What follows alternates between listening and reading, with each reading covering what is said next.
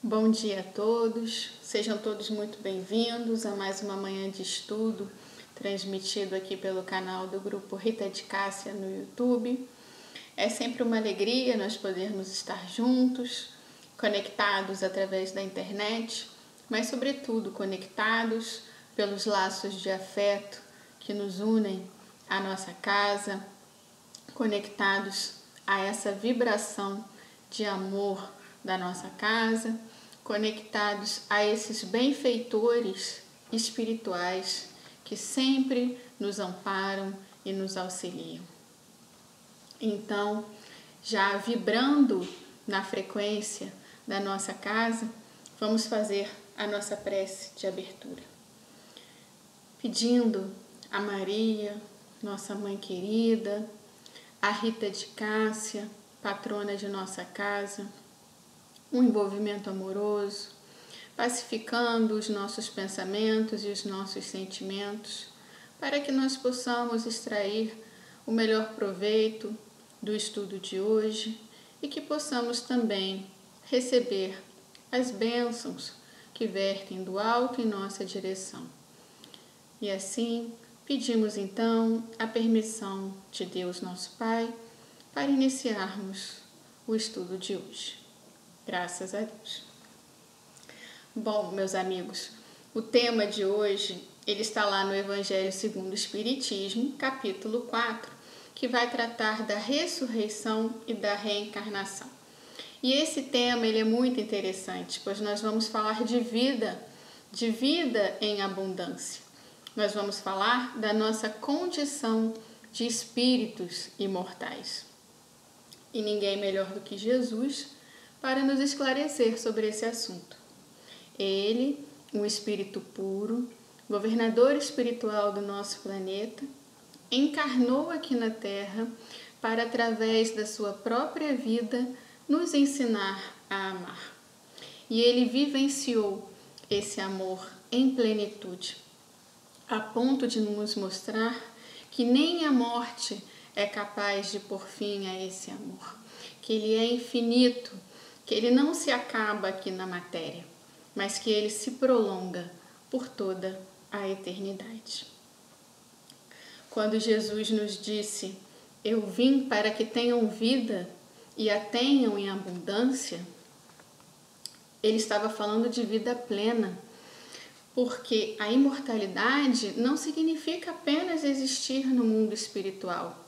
Jesus estava falando de experiências que vão ficar gravadas para sempre em nossos corações, que nós vamos carregar por toda a eternidade. Estava falando de experiências que nós vamos acumulando a cada existência.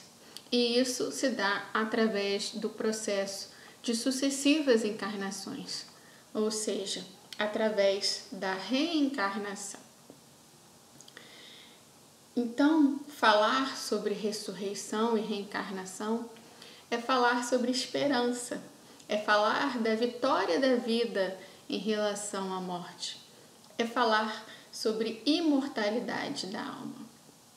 E alguns ensinamentos de Jesus que não foram bem compreendidos começam a fazer sentido, como quando ele nos disse, o meu reino não é deste mundo, fazendo menção à vida futura.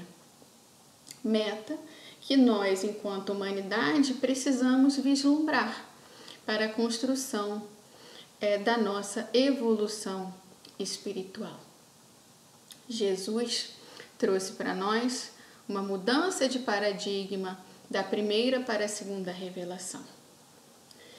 Ele, de certa forma, substitui aquela imagem de um Deus vingativo, punitivo, que castiga, pela imagem de um Deus justo, de infinito amor, que registra em nossas consciências as suas leis para que nós possamos compreendê-las e exercê-las voluntariamente, num processo contínuo, num processo evolutivo natural, superando a moral heterônoma e consagrando a moral autônoma. A moral das primeiras civilizações era heterônoma, ou seja, eles viviam numa condição de obediência baseada num temor a Deus, numa subserviência. Então não havia uma liberdade de escolha. A vontade ela era pautada pelas consequências da ação, por recompensas e castigos. Por exemplo, o povo hebreu fazia muitos sacrifícios com animais, porque eles acreditavam que as pestes, as tempestades demonstravam que Deus estava insatisfeito com o comportamento deles, como se eles não estivessem vivendo de acordo com a vontade de Deus. E Kardec, lá no Evangelho segundo o Espiritismo, vai nos mostrar que naquela época o povo hebreu já tinha uma ideia de vida futura, mas que eles não conheciam os detalhes dessa vida futura. E muitas vezes eles utilizavam uma palavra ambígua, ressurreição, para falar tanto sobre a volta de um profeta quanto da imortalidade da alma. Eles não tinham duas palavras para descrever reencarnação e imortalidade. Então eles se utilizavam de uma só, ressurreição, mas com um sentido diferente. Além disso, no idioma hebraico, não haviam substantivos abstratos. Então, conceitos abstratos costumavam estar associados a algo concreto. Por exemplo, a morte era referida ao estado de estar deitado, ao corpo inanimado. E o ressurgir, o ressuscitar, estava associado à ideia de levantar, de pôr-se de pé, né?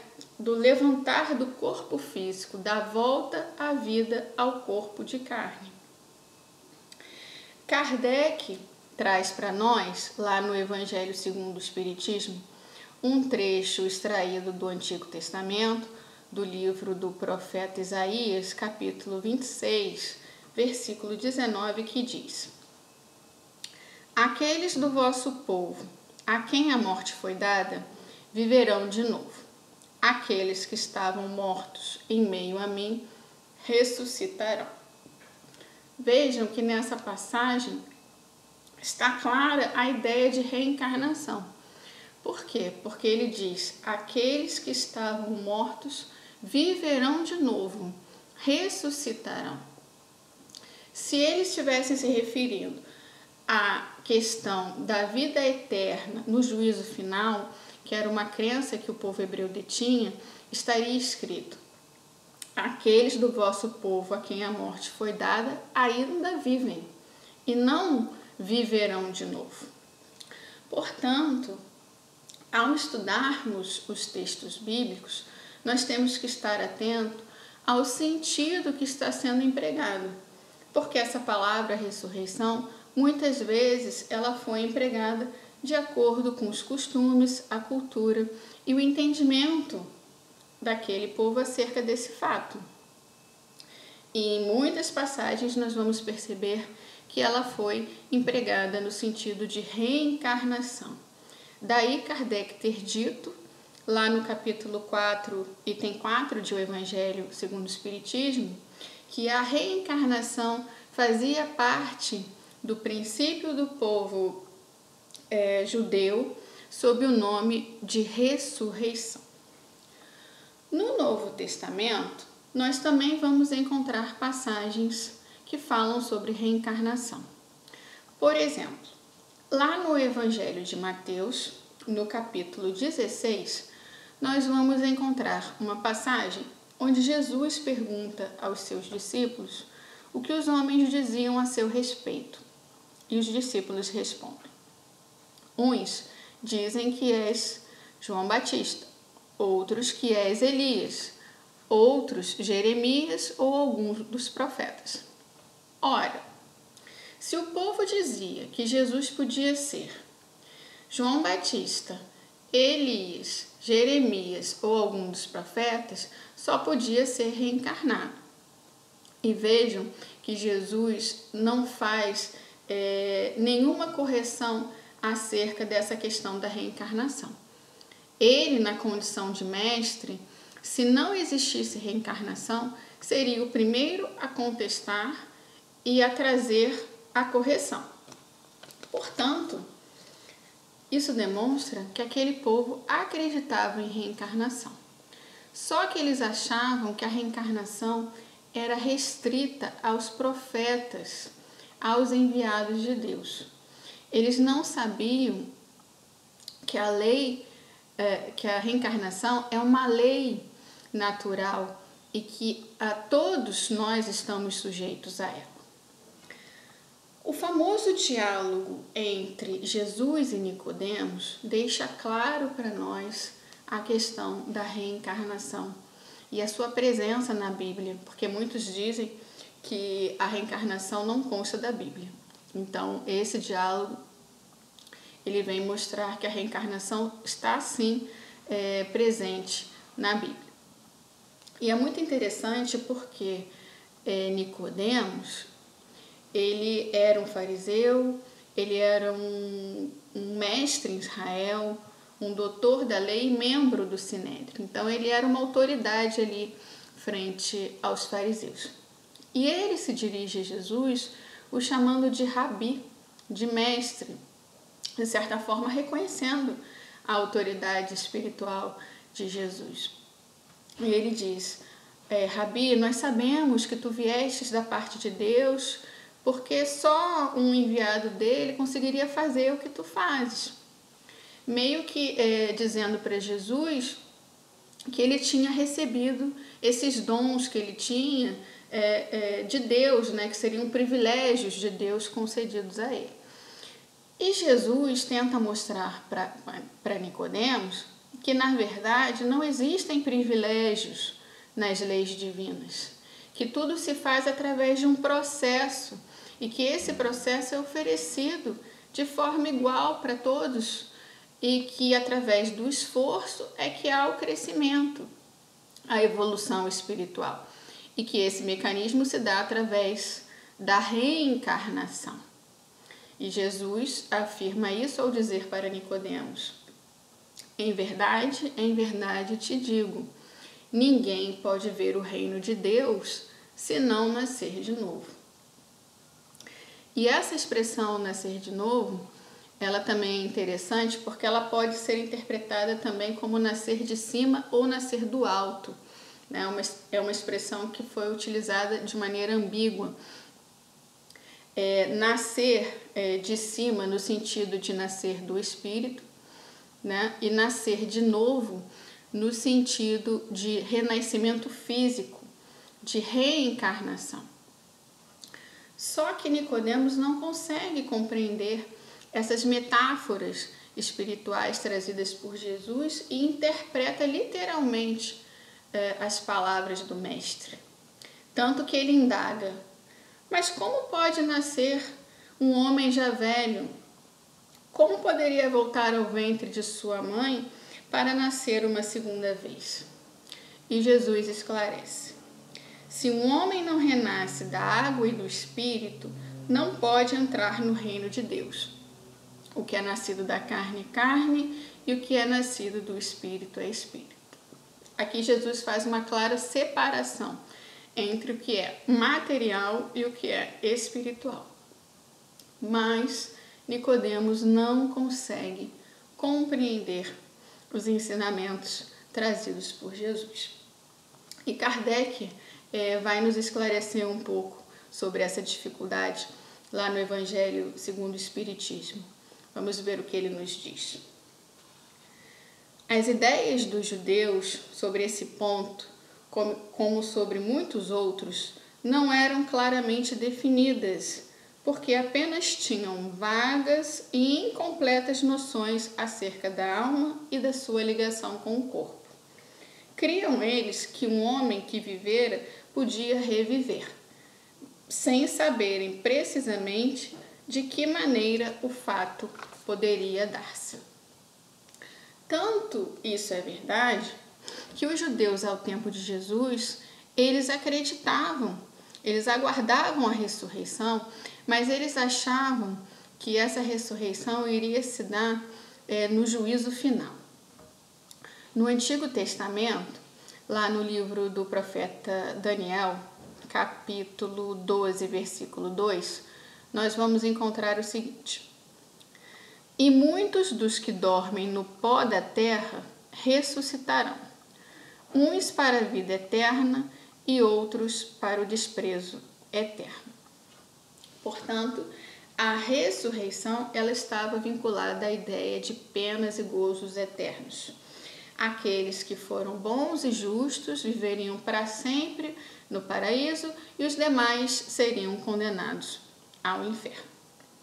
Mas observem que essa ideia ela fixaria irrevogavelmente o destino do espírito após a morte. Essa ideia é totalmente contrária à ideia do progresso, né?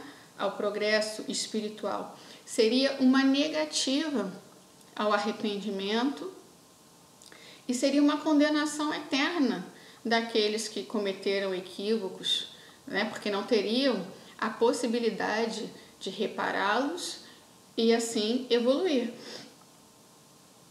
O Espírito Emmanuel, no capítulo 127 do livro Pão Nosso, afirma que ressurreição é ressurgimento.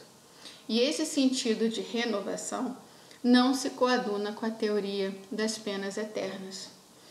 Porque onde estaria a misericórdia, a justiça divina, né, se aqueles que cometeram equívocos fossem condenados eternamente? E em outra passagem, agora no livro Caminho, Verdade e Vida, capítulo 68, Emmanuel vai nos dizer que ressurreição é vida infinita, é movimento, é fluxo, é criação na eternidade. Portanto, essa ideia de ociosidade, de penas e gozos eternos, ela vai de encontro com essa ideia de movimento, de fluxo, de criação. Ora, se a vida continua, uma vida sem trabalho, sem crescimento, seria semelhante à morte. E nós sabemos que o processo evolutivo demanda de nós um agir constante em busca do aprimoramento. Portanto, meus amigos, vida é liberdade, vida é escolher, vida é transitar. E para isso é preciso construir novos gêneros de experiências. E isso se dá através da pluralidade das existências, que é um dos pilares da doutrina espírita.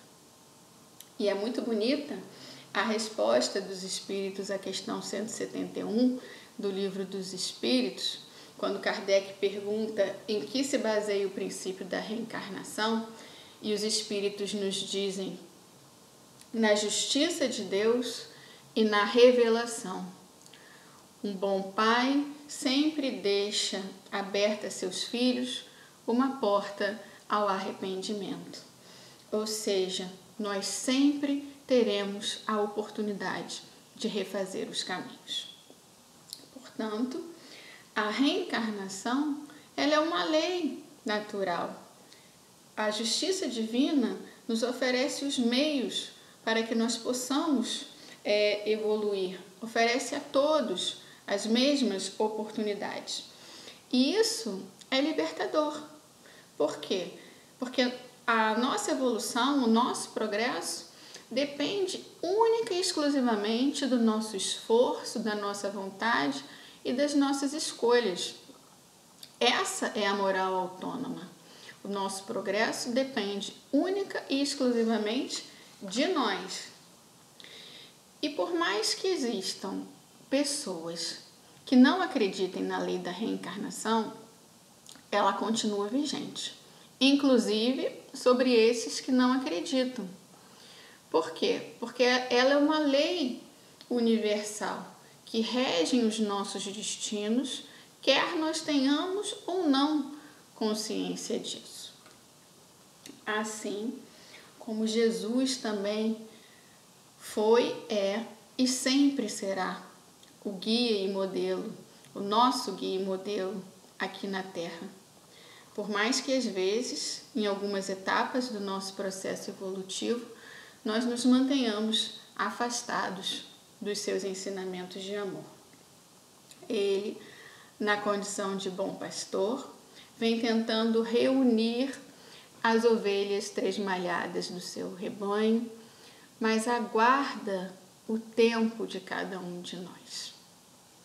E aqui eu me recordo do Espírito Emmanuel, que, como ele mesmo nos narra no livro Há 2000 anos, na sua encarnação como um senador romano, Públio Lentulus teve um encontro com Jesus. Ele estava com a filha muito doente e a sua esposa insiste muito para que ele procurasse Jesus. E ele o procura, mas o procura à noite, porque ele era um homem muito orgulhoso e não queria ser visto na presença de Jesus. E é muito bonito a forma como Emmanuel nos narra o sentimento que arrebatou o seu coração no momento em que ele esteve frente a frente com Jesus. Ele nos diz que uma coerção irresistível o fez ajoelhar. E ele, que raramente chorava, não conseguiu conter as lágrimas, mesmo diante daquele sentimento que ele não compreendia. Olha que lindo! Imagina o que não devia ser a vibração, né, que Jesus emanava de amor naquele momento. E Jesus diz amorosamente a ele: depois de longos anos de desvio do bom caminho, pelo caminho dos erros clamorosos, encontras hoje um ponto de referência para a regeneração de toda a tua vida. Soa para teu espírito nesse momento um minuto glorioso. Está, porém, no teu querer aproveitá-lo agora ou daqui a alguns milênios. Vejam que nesse diálogo Jesus faz uma clara menção ao processo reencarnatório, quando ele diz a Públio Lentulus que ele poderia, através do seu livre-arbítrio, escolher iniciar a sua renovação naquele instante ou daqui a milênios, ou seja, através das reencarnações. E Emmanuel, naquela sua encarnação como um senador romano, ainda estava muito ligado às glórias terrenas, às paixões humanas, e não consegue atender ao chamado de Jesus. E ele continua o seu processo evolutivo, reencarnando outras tantas vezes, até chegar à condição de mentor espiritual de Chico Xavier e nos legar inúmeras obras, se tornando um valoroso trabalhador na seara do Cristo. Emmanuel seguramente é o espírito que mais tem estudos publicados acerca das passagens evangélicas. Então vejam, meus amigos, como é bonito o processo evolutivo.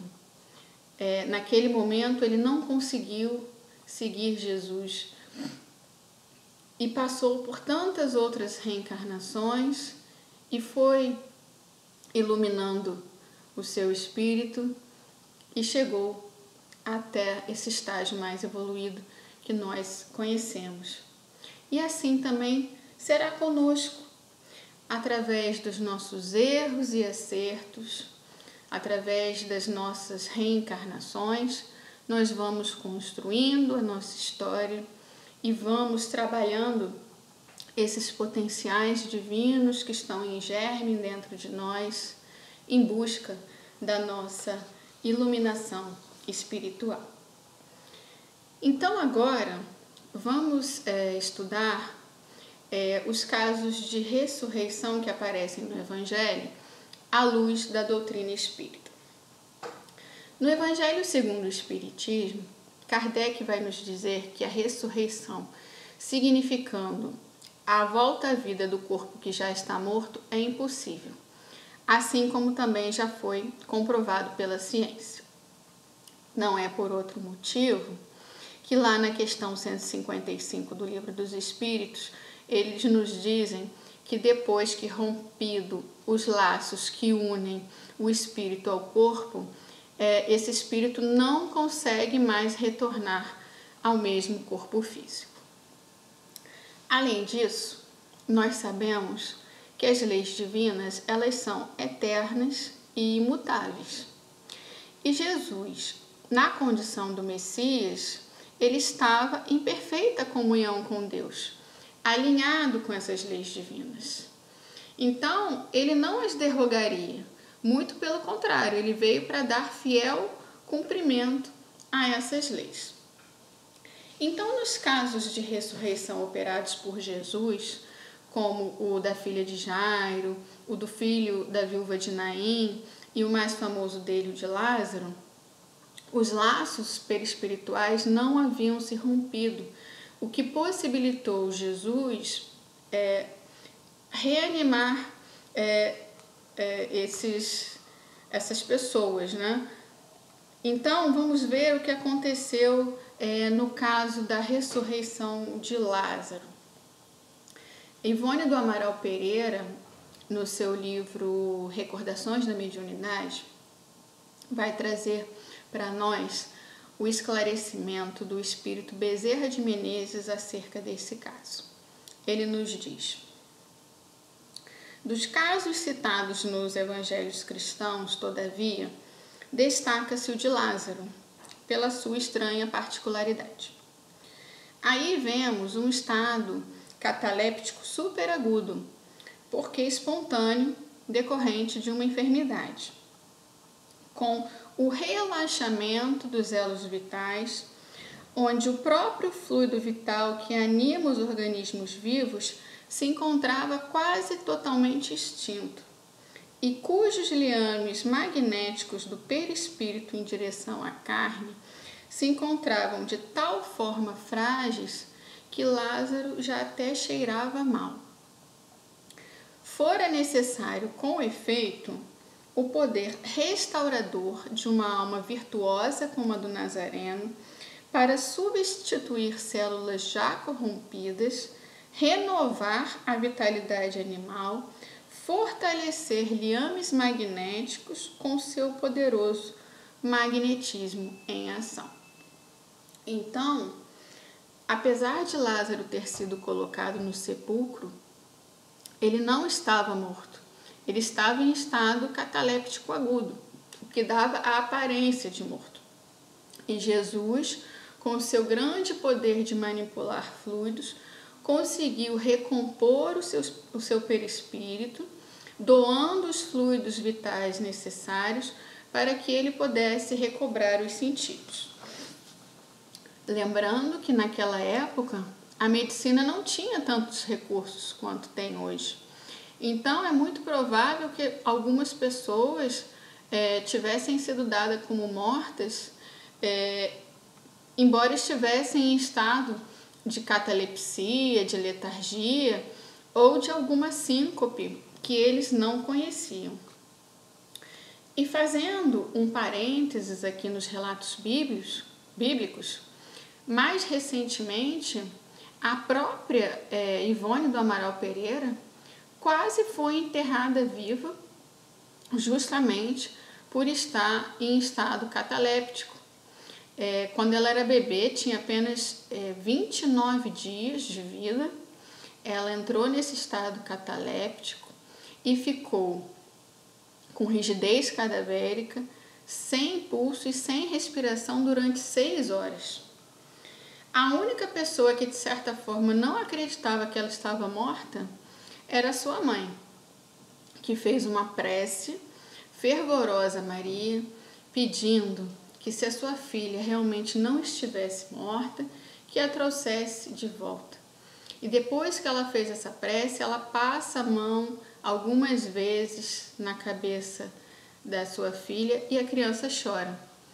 Muito provavelmente ali ela conseguiu fazer uma transmissão fluídica que tirou o bebê do estado cataléptico.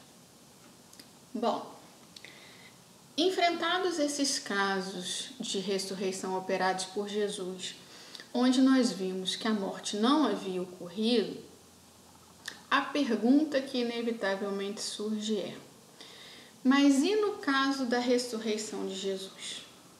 Porque aí a morte efetivamente ocorreu. Então, o que aconteceu com Jesus? Ele voltou no mesmo corpo de carne ou não? Bem, meus amigos, esse é um assunto que vem sendo estudado e debatido há milênios.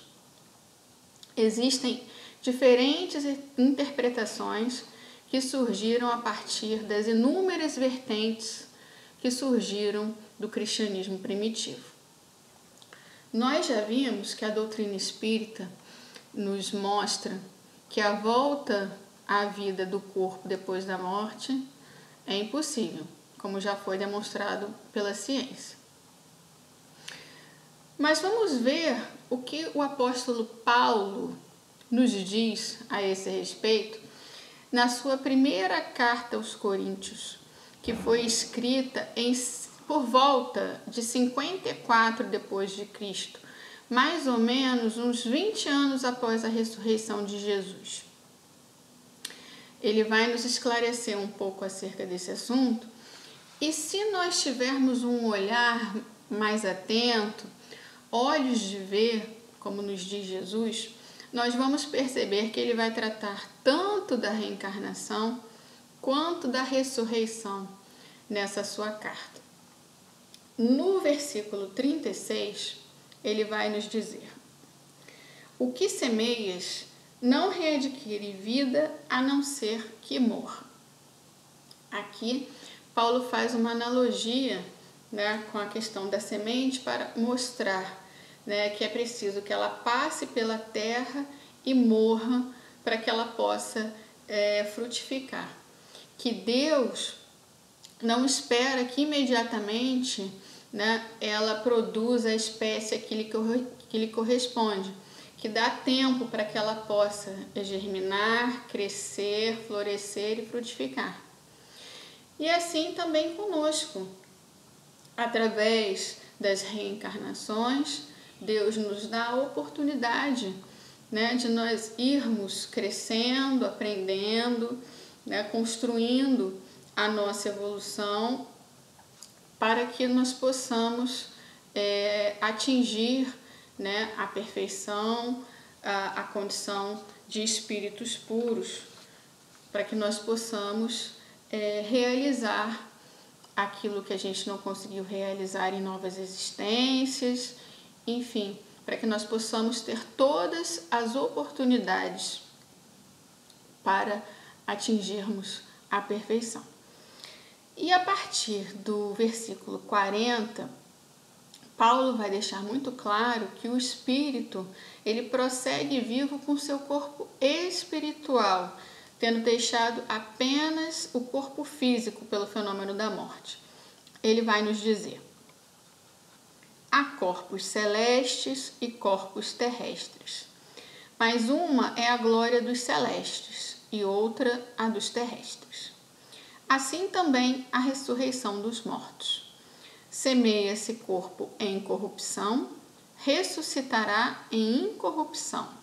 Semeia-se corpo animal, ressuscitará corpo espiritual.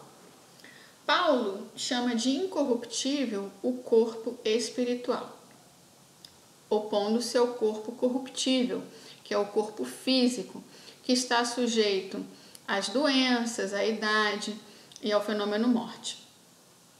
E para que não restasse dúvida, no versículo 50, ele vai nos dizer com que corpo acontece a ressurreição.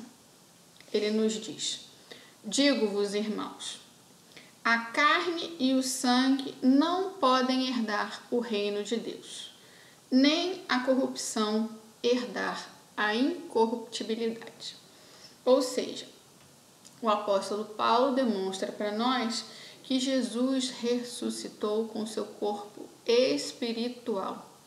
Então, todas as aparições após a ressurreição de Jesus se deram pela materialização desse corpo espiritual. E a partir desse olhar mais profundo, meus amigos, acerca da ressurreição de Jesus, nós podemos compreender a ressurreição como sendo coroamento, como sendo o fim do processo que nós iremos atingir quando alcançarmos a condição de espíritos puros, quando concluirmos a nossa evolução espiritual. E as reencarnações seriam as etapas a serem percorridas para atingir esse fim. Então, quando nós chegarmos ao topo da escala evolutiva, nós não teremos mais a necessidade de encarnarmos, desencarnarmos e reencarnarmos em corpos materiais. A encarnação se dará de forma voluntária, quando o espírito vier em missão, como aconteceu no caso de Jesus. Mas, ao estudarmos o Evangelho de uma forma mais cuidadosa, nós vamos percebendo que muitas dessas passagens também trazem um valor simbólico e que dizem respeito à nossa própria vida. E com a ressurreição não é diferente. Quando Cristo disse aos seus discípulos, ressuscitai os mortos, ele não estava se referindo somente à morte física, mas ele estava se referindo àquela ressurreição que pode ser operada em nossos corações, no íntimo de nossas almas, enquanto nós estamos aqui encarnados. Na parábola do filho pródigo, que está lá no Evangelho de Lucas, capítulo 15, quando o filho retorna a casa, o pai diz: meu filho que estava morto reviveu, estava perdido e foi achado. Nesse caso, fica evidente que não se tratava de uma morte do corpo físico. Então, quando nós nos distanciamos da casa do Pai, nos desvinculamos desse nosso propósito de evoluirmos, nós, de certa forma, nos afastamos, desse propósito de estarmos aqui encarnados. Nós morremos para essa vida em abundância que o Cristo vem nos trazer. Então, compete a cada um de nós fazer a nossa caminhada ascensional, carregando a nossa cruz, que nada mais é do que as dificuldades, os nossos desafios evolutivos, em busca da eterna ressurreição, que é essa comunhão perfeita com Deus. Quantos de nós não estamos na vida ainda muito ligados às questões da materialidade e deixamos relegados a segundo plano, esses nossos potenciais divinos? Quantos de nós não caminhamos mortos pela vida, mortos pelo orgulho, pelo egoísmo, pela vaidade, e nos distanciamos desse processo de evolução constante, desse progresso espiritual? Então, o Cristo, ele nos convida a uma vida nova. Ele nos diz: eu sou a ressurreição e a vida.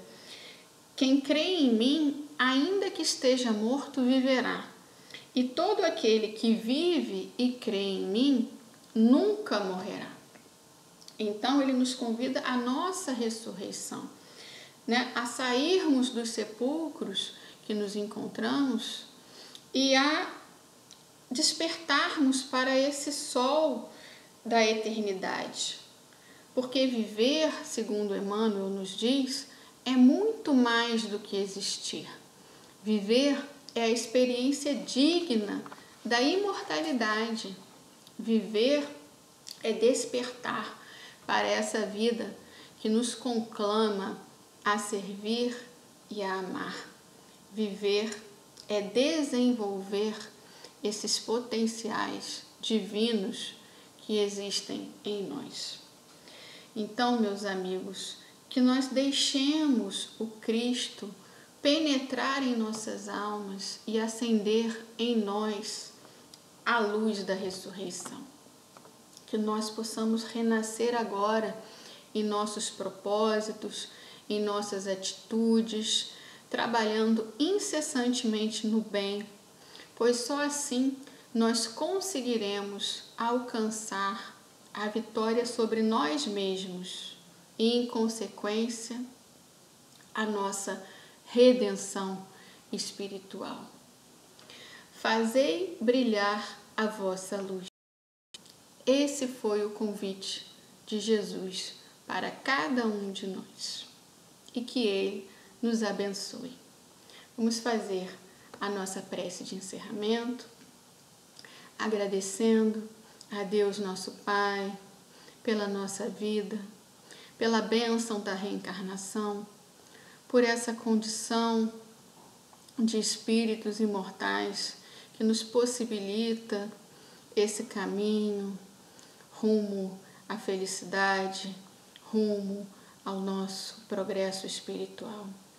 Agradecendo a Jesus, nosso mestre e amigo de todas as horas, por esse amor que nos alimenta, esse amor que nos fortalece e nos faz buscar a nossa ressurreição a cada dia, e que nós possamos seguir nessa jornada tão bonita que nos espera, buscando o nosso progresso, fazendo brilhar a nossa luz, para que essa luz possa, a cada dia, se manter mais forte, mais acesa e possa iluminar também os caminhos dos que estão à nossa volta.